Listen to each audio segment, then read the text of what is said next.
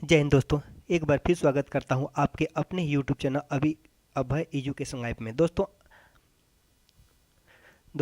मैं काफ़ी दिनों से वीडियो को नहीं बना पा रहा था क्योंकि मेरे पास टाइम का अभाव था। क्योंकि मुझे काम भी करना पड़ता है, पूरी तरह से यूट्यूब पे डिपेंड नहीं हूँ, इसी कारण वीडियो बनाने में असमर्थ हूँ। मैंने आप लोगों को वादा किया था कि मैं आप लोगों को ट्रांसलेशन मैं अच्छी तरह सिखा दूंगा। ठीक है दोस्तों, तो आज फिर लेके आया हूँ आपके सामने। तो हाँ दोस्तों, हम कहाँ पे थे? यानी प्रेजेंट टेंस के चार भागों को हमने अच्छी तरह से सीख लिया। अब उसके बाद आती है पास्ट टेंस। पास्ट टेंस में हमने क्या सीखा था? पास्ट इंडिफिनिट टेंस, कि इसके बारे में भी सीख लिया था। उसके बाद आता है पास्ट कंटिन्यूअस टेंस। ठीक है दोस्तों, पास्ट कंटिन्यूअस टेंस। आज इसी वीडियो में अब पास्ट कंटिन्यूअस के बारे में हम सीखेंगे। दोस्तों सबसे पहले पास्ट टेंस कंटिन्यूअस के बारे में सीखने के लिए सबसे पहले हम क्या करते हैं, उसकी पहचान करते हैं। ठीक ना? उसकी पहचान, फिर उसके बाद नियम, उसके फार्मूला। ठीक है ना? तो सबसे पहले इसकी पहचान कैसे करेंगे, कैसे हम पहचानेंगे कि ये पास्ट कंटिन्यूअस टेंस ही है? दोस्तों इसकी पहचान के लिए सबसे पहले क्या करते हैं, कोई सेंटेंस, कोई वाक्य दिया रहता है तो हमें वो ज्ञात होना चाहिए कि ये इसकी पहचान है। तो इसकी पहचान करेंगे जिस वाक्य के अंत में, वाक्य के अंत में, ठीक है ना, रहा था, रही थी, रहे थे आदि शब्द आए तो वो क्या कहलाता है? पास्ट कंटिन्यूअस टेंस कहलाता है। ठीक है, अब तो पता हो गया ना। क्योंकि पास्ट कंटिन्यूअस टेंस का मतलब होता है पास्ट मीन्स बीत चुका, जो बीत गया है, और कंटिन्यूअस लगातार, और बीत गया है और लगातार काम भी चल रहा है। ठीक है ना? तो वो पास्ट कंटिन्यूअस टेंस कहलाता है, इसीलिए था का प्रयोग किया गया। जैसे हम लोग गए थे, ठीक ना, गए थे। जैसे मैं एक एग्जाम्पल के तौर पर कर रहा हूँ, जैसे मैं जा रहा था, मैं इसी टॉपिक पे कर रहा हूँ। मैं जा रहा था, मैं जा नहीं रहा था, मैं जा रहा था, अभी जा नहीं रहा हूँ, जा रहा था। ठीक ना? क्योंकि बीत चुका है और काम लगातार चल रहा है। ठीक ना? तो ऐसे टेंस क्या कहलाते हैं? पास्ट कंटिन्यूअस टेंस कहलाते हैं। दोस्तों इसकी पहचान के लिए हम क्या कहेंगे, जिस वाक्य के अंत में, वाक्य के अंत में, ठीक है ना, जिस वाक्य के अंत में रहा था, रही थी, रहे थे, ठीक है ना, रहे थे आदि शब्द आए, आदि शब्द आए तो वह क्या कहलाता है? पास्ट कंटिन्यूअस टेंस कहलाता है। पास्ट कंटिन्यूअस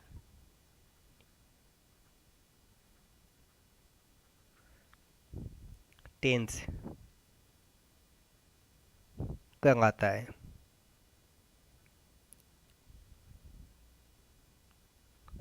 ठीक है दोस्तों, यहाँ तक तो समझ में आ गया ना। जैसे एग्जाम्पल देते हैं, एक उदाहरण दे देते हैं। मैं स्कूल जा रहा था। देखो मैं स्कूल जा रहा था, जा रहा था, यहाँ पे था आया ना, ठीक ना, जा रहा हूँ ये नहीं है ना, तो हमारा था है। तो अंत में क्या है? देखो रहा था है ना, जा रहा था। वह वह मैदान में, मैदान में दौड़ रही थी। ठीक ना, वह मैदान में दौड़ रही थी, देखो रही थी। तो ऐसे शब्द आए तो क्या कहलाते हैं? पास्ट कंटिन्यूअस टेंस कहलाता है। ठीक ना, यहाँ तक तो समझ में आ गया। अब बात आती है इसके नियम की, इसका रूल, इसका नियम। ठीक ना, नियम।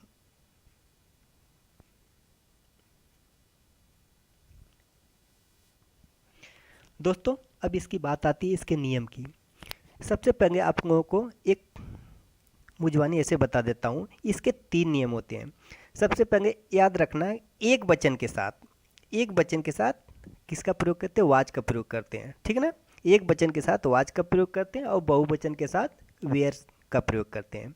ये जो वाज वेयर है इसमें दो ही सहायक क्रिया होती है, वाज और वेयर। इसमें कितनी सहायक क्रिया होती हैं, दो होती है, एक हो तो वाज और दूसरा का होता है वेयर, ठीक ना। तो वाज मिस था होता है, वेयर मिस थे होते हैं, ठीक ना। था थे, इसमें दो ही सहायक क्रिया प्रयोग होता है, एक वचन के साथ वाज का प्रयोग करते हैं और बहुवचन के साथ वेयर का प्रयोग करते हैं, और इसके वर्ब में क्रिया में आईएनजी जोड़ देते हैं, बस यही हो गया। और हमेशा याद रखना आई के साथ हमेशा वाज का प्रयोग करते हैं, ठीक ना। तीनों नियम हम यहाँ पर आपको लिख देते हैं, ठीक ना, यहाँ पर तीनों नियम आपको लिख देते हैं, ठीक है दोस्तों। अब इसके नियम ये यहाँ पे इस कारण मैं लिख दिया हूँ कि वीडियो लंबा ना हो, अगर लिखता तो थोड़ा सा वीडियो लंबा हो जाता है, फिर भी आप लोगों को अच्छी तरह से समझा दे रहा हूँ, ठीक ना। देखो ही सी इट था एक वचन, जिसको कहते हैं सिंगुलर नंबर। सिंगुलर नंबर में होता है एक वचन, कर्ता के साथ सहायक क्रिया, जिसको सहायक क्रिया अंग्रेजी में क्या कहते हैं, हेल्पिंग वर्ब, ठीक ना, वाज का प्रयोग करते हैं, ठीक ना। अब शॉर्टकट में एक वचन के साथ वाज का प्रयोग करते हैं, ठीक ना। और क्रिया के फर्स्ट फॉर्म में जैसे वर्ब होता है ना, उसके प्रथम फॉर्म में क्या क्या जोड़ देते हैं, उसके अंत में आईएनजी जोड़ देते हैं, ठीक ना। देखो वर्ब के फर्स्ट फॉर्म, ठीक ना, यहाँ पर बाद में इसको लिख दिया, ठीक ना। आप समझ जाना कि वर्ब के फर्स्ट फॉर्म में आईएनजी जोड़ देते हैं, ठीक ना। इसी तरह सेकेंड नंबर है वी दे तथा बहुवचन, जिसको अंग्रेजी में कहते हैं पुंगुरंग नंबर, के साथ सहायक क्रिया वेयर का प्रयोग करते हैं, ठीक ना। और क्रिया के फर्स्ट फॉर्म के अंत में आईएनजी जोड़ देते हैं, ठीक ना। तो क्या होता है, एक वचन के साथ वाज का प्रयोग करते हैं, बहुवचन के साथ वेयर का प्रयोग करते हैं, ठीक है। और तीसरा का नियम क्या है, आई के साथ सहायक क्रिया हमेशा वाज का प्रयोग करते हैं, ठीक ना। आई के साथ, जबकि ये बहुवचन में आता है फिर भी हम आई के साथ वाज का प्रयोग करते हैं। आशा करते हैं तीनों नियम को अच्छी तरह से समझ गए हैं, ठीक ना। अब क्या करते हैं, फार्मूले के आधार पे हम क्या करते हैं, इसका फार्मूला लिखते हैं। इसका फार्मूला क्या होता है, इसका फार्मूला होता है, देखो formula,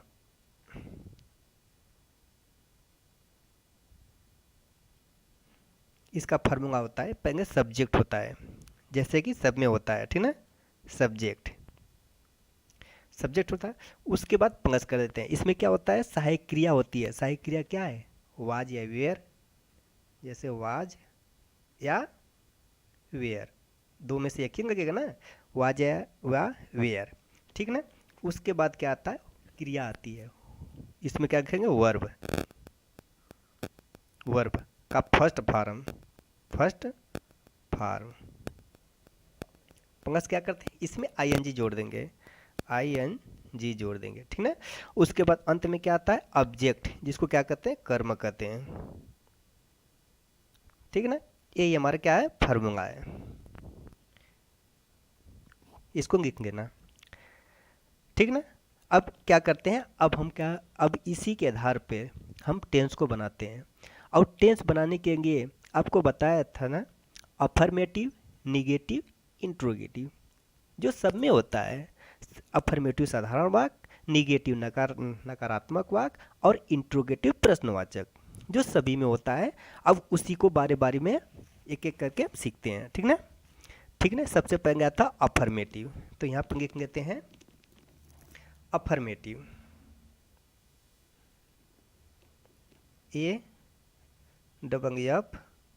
AFFIRMATIVE, affirmative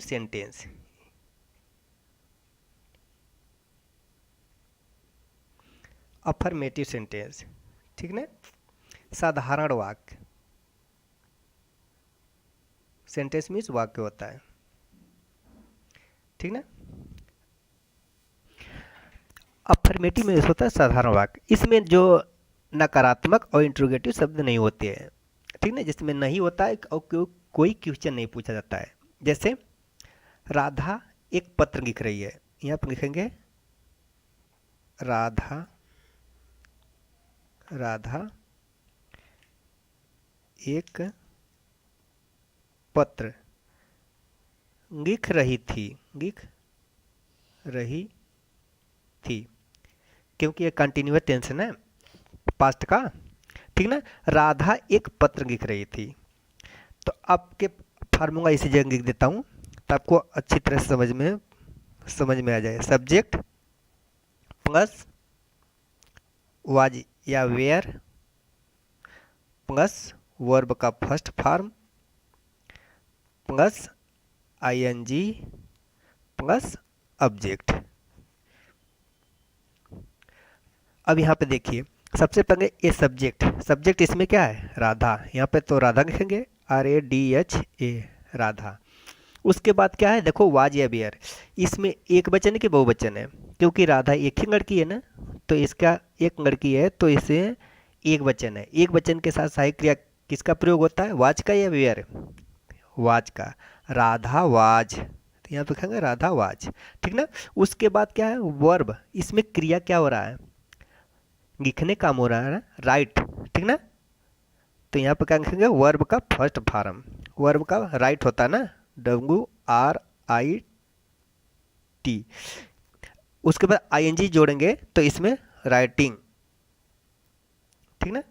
Radha was writing, क्या लिख रही थी। उसके बाद वो कर्म क्या है, कर्म क्या है, एक पत्र लिख रही है, तो क्या लिखेंगे यहाँ पे ए लेटर, ठीक ना, YOUNG, ठीक ना। Radha was writing a letter, ठीक है, समझ में आ गया ना। एक एग्जाम्पल लोग लेता हूँ, मैं स्कूल जा रहा था, स्कूल जा रहा था, ठीक है ना। इसमें भी क्या पहचान है इसकी, देखो रहा था, तो इसका मतलब ये हो गया पास्ट कंटिन्यूअस टेंस, ठीक ना। मैं में क्या होता है, आप लोगों को बताया था, आई मिस में होता है, आई के साथ सहायक क्रिया हमेशा वाज का प्रयोग करते हैं, ठीक ना। तो यहाँ पे आई वाज, देखो गो जा रहा था, तो क्या होगा, going, GOIING, I was going, ठीक ना। गोइंग, मैं जा रहा था, इसमें कर्म तो है नहीं, कहाँ जा रहा था पता नहीं, तो इसका क्या हो गया, आई वाज गोइंग, बस यही हो गया ट्रांसलेशन, ठीक ना। आशा करते हैं अफर्मेटिव अच्छी तरह से समझ में आ गया। अब उसके बाद निगेटिव आता है, इसमें भी और भी एग्जाम्पल दे सकता हूँ, लेकिन आप अच्छी तरह से समझ लेना है। जैसे एक और एग्जाम्पल देता हूँ, बच्चे मैदान में खेल रहे थे, ठीक ना, बच्चे मैदान में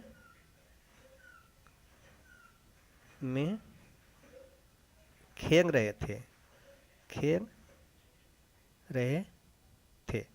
ठीक ना। बच्चे मैदान में खेल रहे थे, देखो बच्चे एक बच्चा नहीं है, बहुत सारे बच्चे हैं, ठीक ना। तो क्या लिखेंगे यहाँ पर, दी चिल्ड्रेन, या बॉयज भी लिख सकते हो, बॉयज, उसके आगे लिखते हो बॉयज, या चिल्ड्रन दो, CHILDREN, दी चिल्ड्रेन। उसके बाद क्या है, सहायक क्रिया क्या है, बच्चे, एक बच्चा नहीं कि बहुवचन है ना, तो वेयर, यहाँ पे लिखेंगे वेयर, दी चिल्ड्रेन वेयर। उसके बाद इसमें क्या काम हो रहा है, खेलने का ना, तब प्लेइंग, PLAYING, ठीक है। प्लेइंग, कहाँ पे खेल रहे थे, मैदान में, कहाँ पे, इन the ground, in the GROUND, ठीक ना। आप नियम को अच्छी तरह से पढ़ेंगे ना, सूत्र को याद करेंगे ना, आपको आसानी होगी, कोई परेशानी नहीं आएगी। उसके बाद कोई भी परेशानी आए तो मुझे कमेंट बॉक्स में कमेंट कर सकते हैं, देखिए आशा करते हैं आपको अच्छी तरह से समझ में आ गया। अब उसके बाद आते हैं निगेटिव का, ठीक ना, NEGATIVE, निगेटिव में से होता है नकारात्मक, जिसमें नहीं शब्द लगाओ वो निगेटिव कहलाता है, नकारात्मक, ठीक ना। जिसमें नहीं, जैसे मैं स्कूल नहीं जा रहा था, वही हो गया। जैसे बच्चे मैदान में नहीं खेल रहे हैं, बस सेम हो गया। तो क्या है, जहाँ पे ये सहायक क्रिया वेयर है, वहाँ पे नाट लगा दो आगे, बस हो गया वही एग्जाम, बहुत ही आसान है। जैसे मैं स्कूल जा रहा था, मैं स्कूल नहीं जा रहा था, तो आई वाज नॉट, यहाँ पे नाट लगा दो, बस निगेटिव आ गया, ठीक ना। निगेटिव भी समझ में आ ही गया होगा, बस जो सहायक क्रिया के बाद तो वाज तो नाट लगा दो। दोस्तों इसमें नियम सेम है, ठीक ना। एक वचन के साथ क्या करते हैं, वाज का प्रयोग करते हैं, बहुवचन के साथ वेयर का प्रयोग करते हैं, ठीक ना। नकारात्मक इसमें क्या करते हैं, एक एक एग्जाम्पल तो बता देता हूँ, आपको अच्छी तरह समझ में आ जाएगा, ठीक ना। जैसे मैं स्कूल नहीं जा रहा था, स्कूल नहीं जा रहा था, नहीं जा रहा था, ठीक ना। दोस्तों बस ये नहीं आगे नहीं इसमें बढ़ा है ना, तो क्या करोगे, जो सेम ऊपर था वही लिख दो, आई वाज। उसके बाद नहीं है तो सहायक क्रिया के बाद हमेशा नॉट लगा दो, आई was not going, GOING, going. तो इसमें जो था क्या था, इसमें देखो कर्म नहीं था, इसमें स्कूल दे दिया, नहीं going to school, to school, ठीक ना। I was not going to school, ठीक है ना। साधारण वाक्य अगर समझ में आ गया तो आप लोगों को निगेटिव और इंट्रोगेटिव में कोई परेशानी नहीं आएगी, ठीक ना।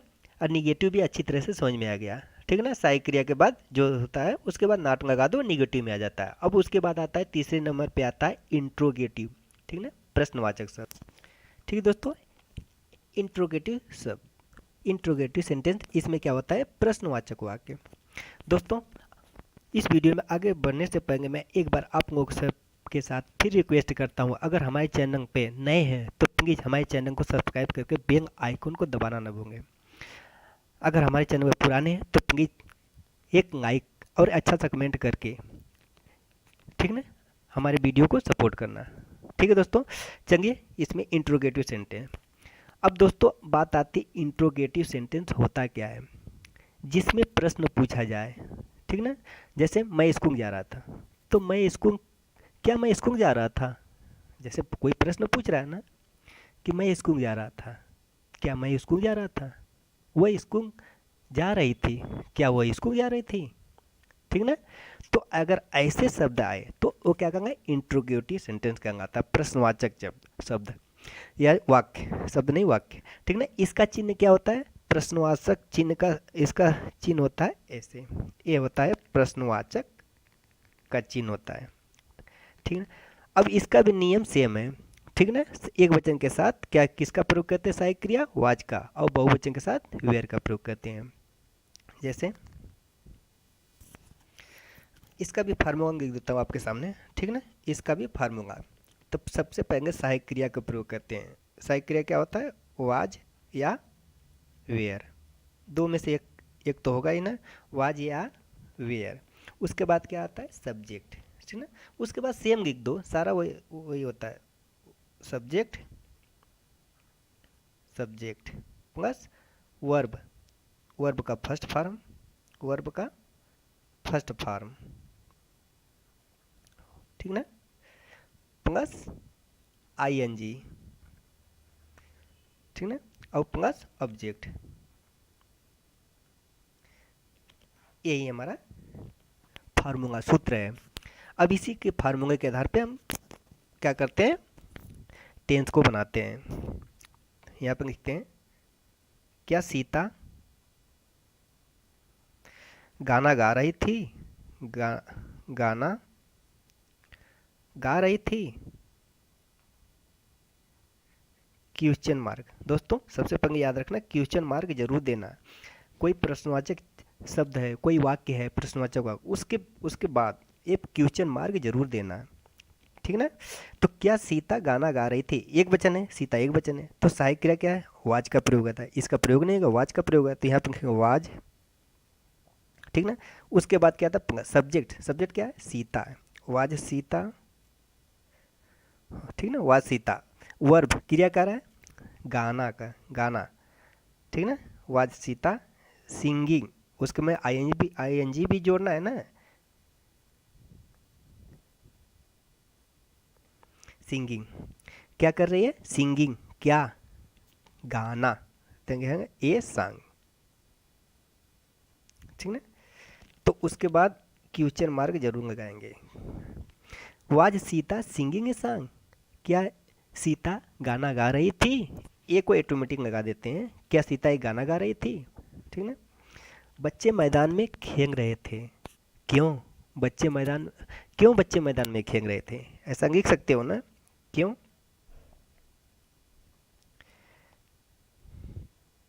यहाँ पे नहीं, क्या प्रश्न, क्या बच्चे मैदान में खेल रहे थे? क्या बच्चे मैदान में खेल रहे थे? Question mark. ठीक ना दोस्तों, इसको आप बना सकते हो, अच्छी तरह से बना सकते हो। देखो एक वचन की बहुवचन, बहुवचन है तो वेयर, वेयर हो गया सहायक क्रिया। उसके बाद सब्जेक्ट आता है चिल्ड्रेन,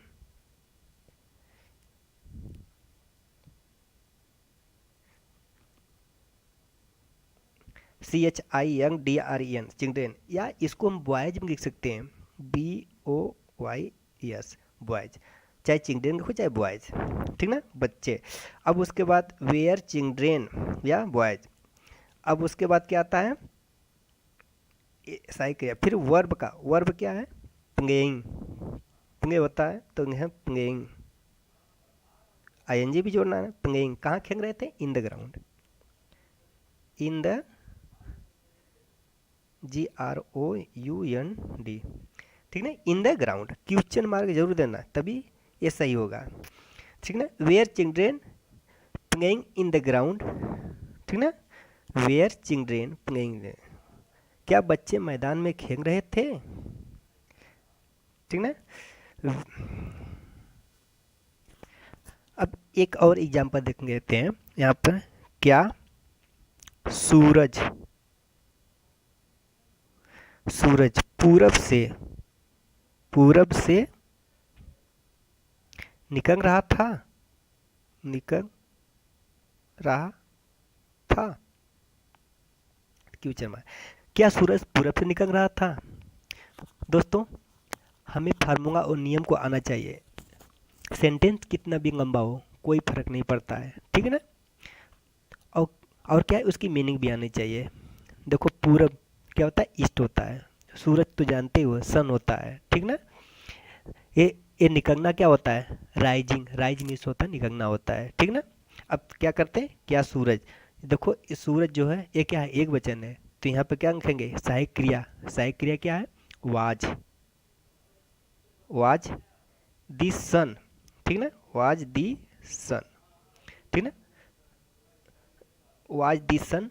अब उसके बाद निकलना है राइज, RIS, ठीक ना, राइज, राइजिंग होगा ना, ING जोड़ेंगे, RISING, ठीक ना, rising. Was the sun rising, पूरब से निकल रहा था या पूरब में निकल रहा है, ठीक ना। तो क्या होगा? In the in the east, EAST, question mark, ठीक ना। सूरज पूरब से निकल रहा था, आज पूरब में निकल रहा है, ठीक ना, एक ही बात होती है। ठीक है, समझ में आ गया। अब उसके बाद दोस्तों एक बात और आपको बताना चाहूँगा। अगर जो प्रश्नवाचक शब्द होता है, ये जो प्रश्नवाचक शब्द है, अगर यही शब्द बीच में आए तो क्या करोगे? सूरज पूरब से क्यों निकल रहा था, बीच में आ गया, तो उसकी उसका जो ट्रांसलेशन है इससे डिफरेंस है, ठीक ना, उसको भी देख लेते हैं। अब दोस्तों यदि प्रश्नवाचक शब्द वाक्य के बीच में आए तो उसका टेंस कैसे बनाएंगे? सबसे पहले दोस्तों उसकी अंग्रेजी लिख दोगे और बाकी सेम वैसे ही होगा, ठीक ना। जैसे इसका फार्मूला होता है इंग्लिश प्लस सहायक क्रिया वाज या वेयर, ठीक ना, was were plus subject, subject और प्लस वर्ब का first form, first form plus ING, plus ING plus object, ठीक ना। इसमें भी एक और सूत्र है, यदि इसमें भी नकारात्मक शब्द आए, ठीक है ना, नहीं शब्द आए, ठीक ना, तो उसकी अंग्रेजी कैसे लिखते हैं, उसका टेंस कैसे बनाते हैं? यदि नकारात्मक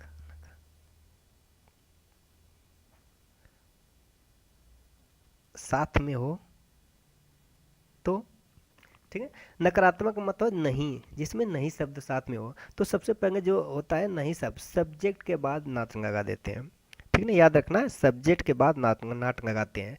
वाज या वेयर के साथ नाट नहीं लगाते हैं, याद रखना। ठीक है, जैसे आए तो यहाँ पे क्या करो, फार्मूला सेम रहेगा।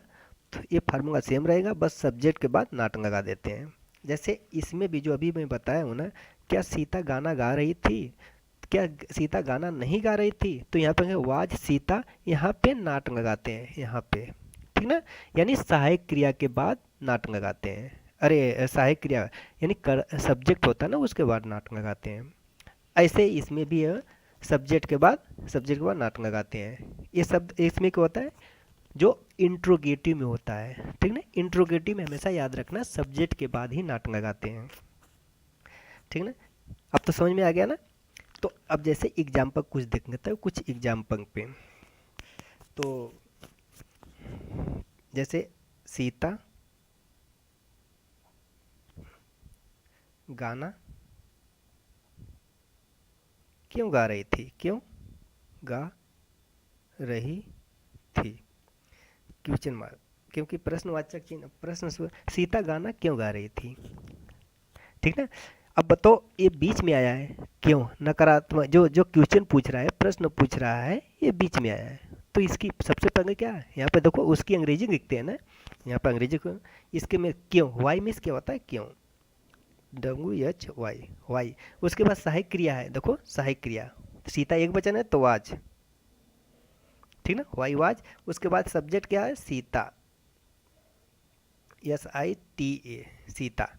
ठीक ना, SITA, वाई वाज सीता। उसके बाद वर्ब का फर्स्ट फॉर्म में ING जोड़ देते हैं, यानी क्या करें, गाना, सीता गाना क्यों गा रही थी, singing, Sita, why was Sita singing, SINGING, singing a song. ठीक है, singing a song, question mark. Sita गाना क्यों गा रही थी, सीता वाज, सीता होने Y was Sita singing a song. अब दोस्तों इसकी बात आती है, सीता गाना क्यों नहीं गा रही थी, यहाँ पे नहीं रहेगा। ठीक ना, सीता गाना क्यों नहीं गा रही थी, यहाँ पे लिखेंगे सीता गाना क्यों नहीं गा रही थी, गा रही थी। अब सीता गाना क्यों नहीं गा रही थी, तो यहाँ पे लिखेंगे वाई, यहाँ तक सेम रहेगा, बस इसी से नाट लगा दो, बस हो गया आपका। Why was Sita, why was Sita not, not singing a song, SINGING, singing ASONG। ठीक ना दोस्तों, थोड़ा जल्दी में लिख रहा हूँ, इसमें राइटिंग नहीं बन पा रहा है। ठीक ना, अब देख लेना, Y was Sita not singing a song. आप लोगों को समझ में आ रहा है, बस इतने ही मेरे को अच्छा है, आप समझ जाना। ठीक है ना, अब हो गया ना, इसमें देखो नहीं भी आ गया, और प्लस जिसमें नहीं है देखो नकारात्मक भी आ गया, और इसमें क्या है, इंट्रोगेटिव में। तो हमेशा याद रखना, जो सब्जेक्ट के बाद ही नाट लगाते हैं। ठीक है, बस दोस्तों समझ में आ गया होगा। अब इसी में देखो, अब यहाँ पे देखो, अगर ये पूछ देगा सूरज पूरब से क्यों निकल रहा था, ये क्या नहीं रहेगा, क्या नहीं, समझो कि ये नहीं है। तो ये सूरज पूरब से क्यों निकल रहा था, तो सबसे पहले यहाँ पे उसकी अंग्रेजी लिख लेना, वाई। ठीक ना, वाई। उसके बाद क्या है, सहायक क्रिया लिख लेना, वाई वाज लिख लेना, वाई वाज, वाई वाज। तो उसके बाद दी सन, ठीक ना, why was the sun rising. ठीक ना, राइजिंग इन द ईस्ट, सब कुछ सेम रहेगा, बस वाई वाज इतना बढ़ जाएगा। उसके बाद क्या होगा, सब सेम रहेगा। देखो वाज के बाद क्या है, उसकी अंग्रेजी बस बढ़ गई है यहाँ पर, बाकी सब सेम रहेगा। ठीक ना, प्रश्नवाचक शब्द जो होता है, प्रश्नवाचक शब्द जो बीच में आए तब की बात कर रहा हूँ। ठीक ना, अगर किनारे पे हो तो उसके सहायक क्रिया का प्रयोग करते हैं। ठीक है दोस्तों, आशा करते हैं आप लोगों को अच्छी तरह से समझ में आ गया होगा। ठीक ना। अगर फिर भी कोई डाउट हो तो हमें कमेंट बॉक्स में ज़रूर कमेंट करना है। आज के लिए दोस्तों बस इतना है। फिर मिलेंगे, अगर टाइम होगा तो फिर मिलेंगे नेक्स्ट वीडियो में। आपको मैं टेंस पूरा करना है, मेरे को आपको अच्छी तरह से समझाना है, ठीक ना दोस्तों। थैंक यू दोस्तों, आज के लिए बस इतना ही।